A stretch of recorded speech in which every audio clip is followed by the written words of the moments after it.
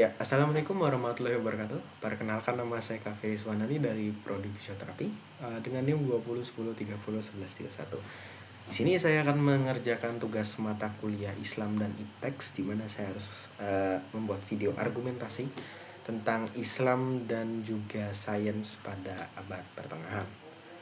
Sebelumnya saya ingin membuat disclaimer di mana saya sendiri tidak terlalu paham, jadi saya intermezzo. Saya tidak terlalu paham tentang sains di abad pertengahan, meskipun itu adalah awal mula dari beberapa ilmu pengetahuan, dari mulai kayak ilmu kedokteran, ilmu ke numerik itu yang perhitungan, habis itu bahkan kimia dan juga fisika juga berasal dari abad pertengahan.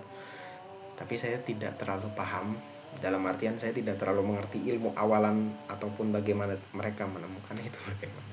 Jadi saya intermezzo di awal apabila nanti ada kesalahan di bagian sainsnya gitu. Dan untuk yang bagian Islamnya juga saya tidak terlalu agamis, dalam artian saya tidak terlalu hafal surat-surat apa segala macam, hadis apa segala macam, jadi mungkin agak bolong-bolong gitu. Oke, disclaimer sampai situ aja, tanpa basa-basi lanjut ke argumentasi saya. Oke, pertama-tama saya bakal bagi jadi dua, yaitu agama dan juga nanti sainsnya aja, baru nanti Islam dan juga sains di abad pertengahan. Nah, pertama-tama dari sisi agama dulu. Kita sebagai umat Islam lah, gampang contohnya, itu kan punya kitab Al-Quran, dimana di kitab Al-Quran itu banyak dijelaskan hal-hal yang berhubungan dengan kehidupan kita sebagai umat manusia, dimana seperti contohnya itu kehidupan sehari-hari kita ini harus seperti apa, aturannya harus seperti apa, bahkan kehidupan hewan dan juga kehidupan setelah kehidupan dia, dalam artian setelah kita mati, bahkan sebelum kita dilahirkan juga dijelaskan dalam Al-Quran gitu loh. Dan sekarang dari sisi sains, sendiri itu sekarang banyak sekali ilmu sains yang digunakan oleh umat manusia. Untuk apa? Untuk mempermudah kehidupan umat manusia itu sendiri. Contoh, kita membuat teknologi.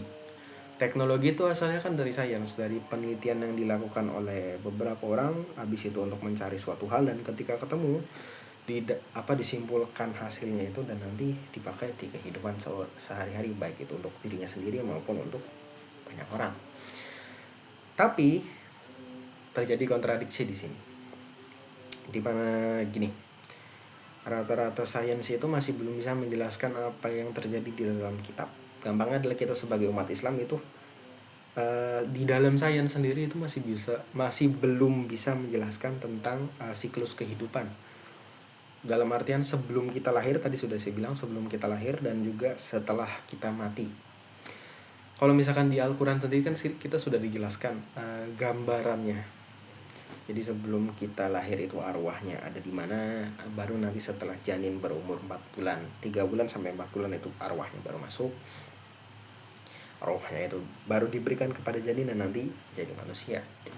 Sedangkan setelah kematian itu nanti kan kita di alam kubur itu menunggu sampai waktu kiamat, dan setelah kiamat datang nanti dikumpulkan, dihitung amalnya, baru dalam artian setelah melewati jembatan Shirotol baru masuk antara surga ataupun nanti jatuh ke neraka. Nah, di sains itu tidak bisa dijelaskan sampai sekarang. Apanya? Ya, tadi kehidupan sebelum ruh itu dimasukkan itu sampai sekarang masih belum bisa dijelaskan di sains gitu loh. Dan juga sama, setelah kematian pun sains tidak tahu apa yang terjadi pada roh manusia. Atau bahkan beberapa ilmu pengetahuan cuma menganggap bahwa manusia setelah mati jadi karbon, jadi jadi benda mati gitu ya. Namanya juga mati, jadi benda mati, tidak ada apa-apanya gitu. Sedangkan dalam Al-Quran sendiri orang mati itu masih bisa merasakan sakit gitu. Nah, dari hal ini saya sudah bilang terjadi kontradiksi.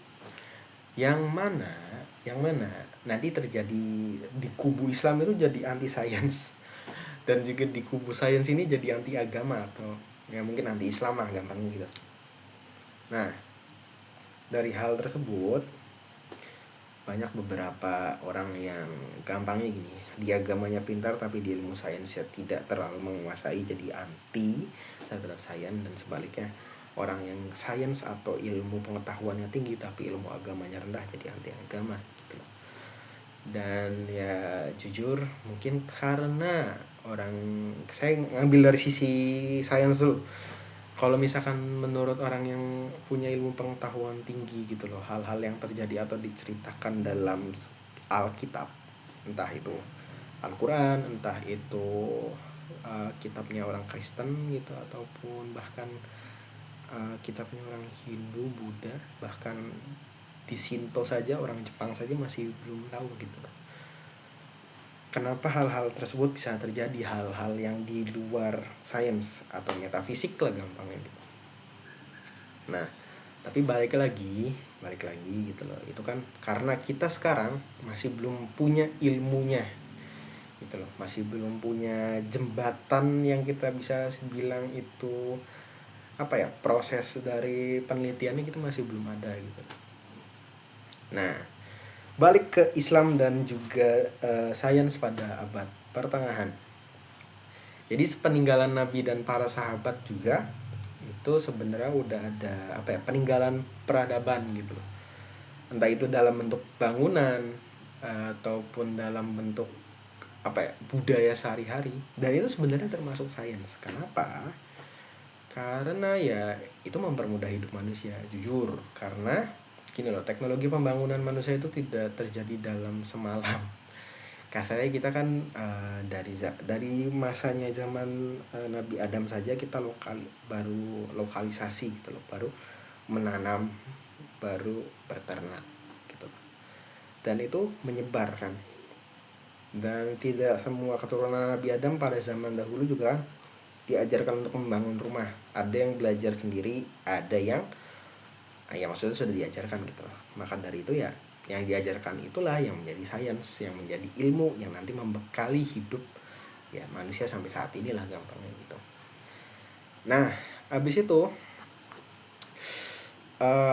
sains ini gimana ya? Saya gampangnya adalah ilmu pengetahuan aja. Ilmu pengetahuan ini ada beberapa faktor yang bisa mendukung sebenarnya.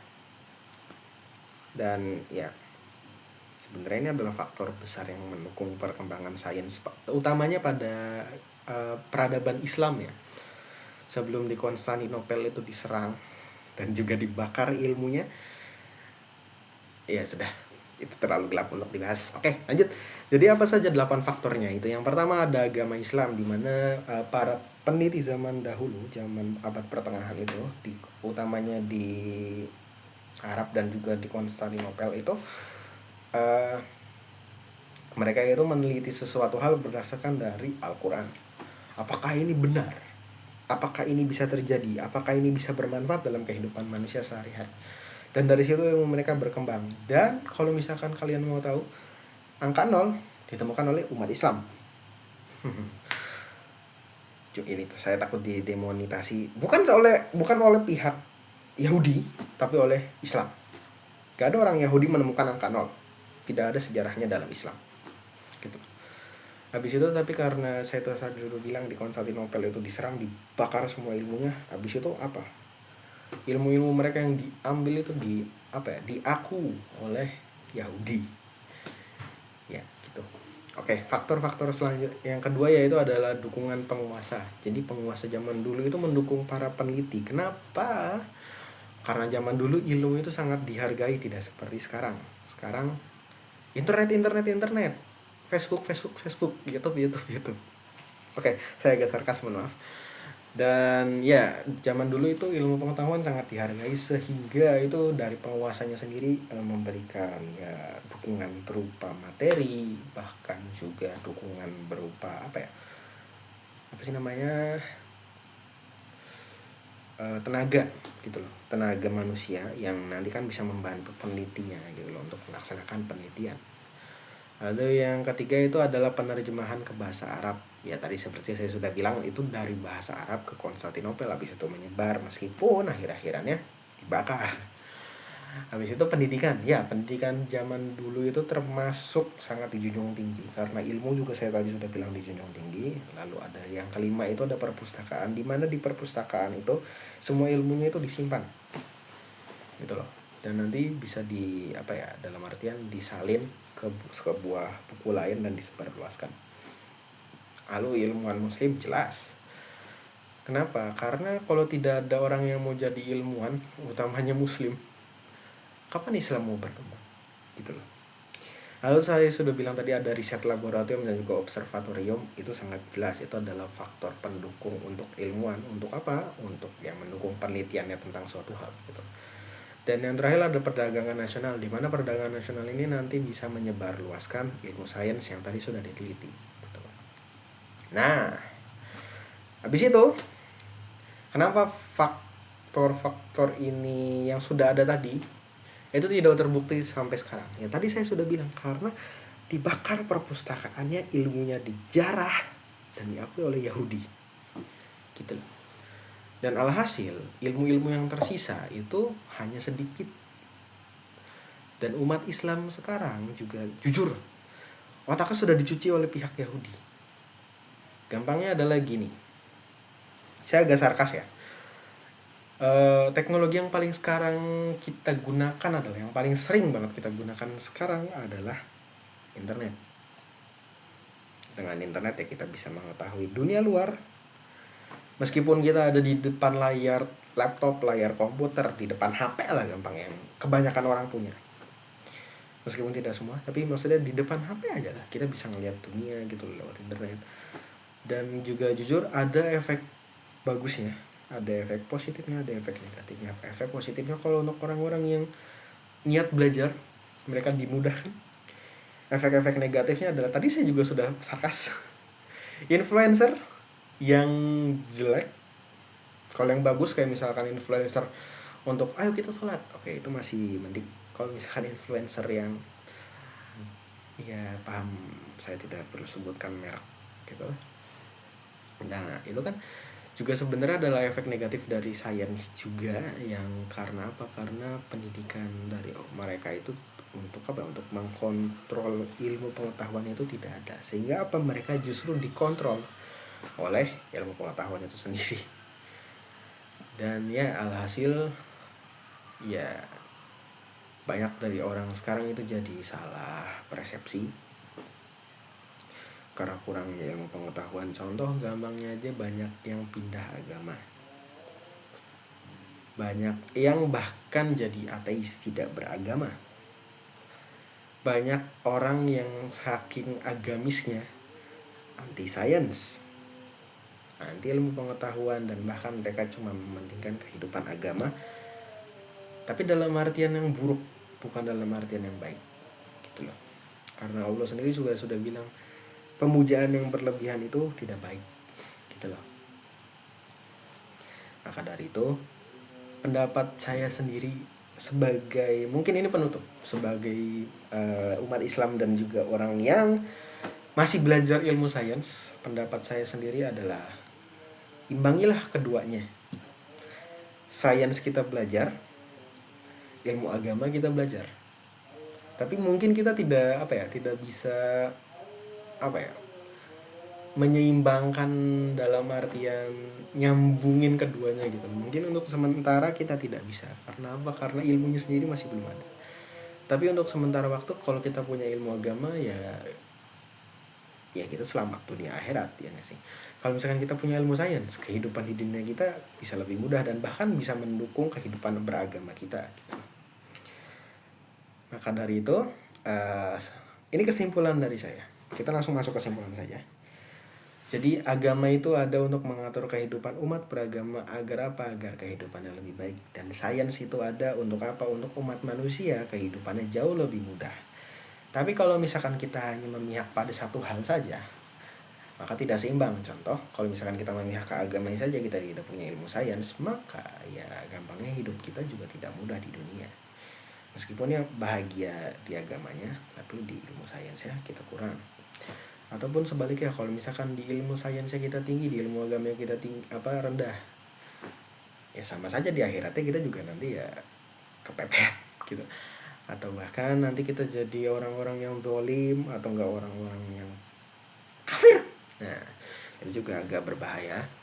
Dan maka dari itu kita sebagai umat Islam yang beragama dan juga berilmu, mari kita seimbangkan keduanya, ilmu agama dan juga ilmu sains.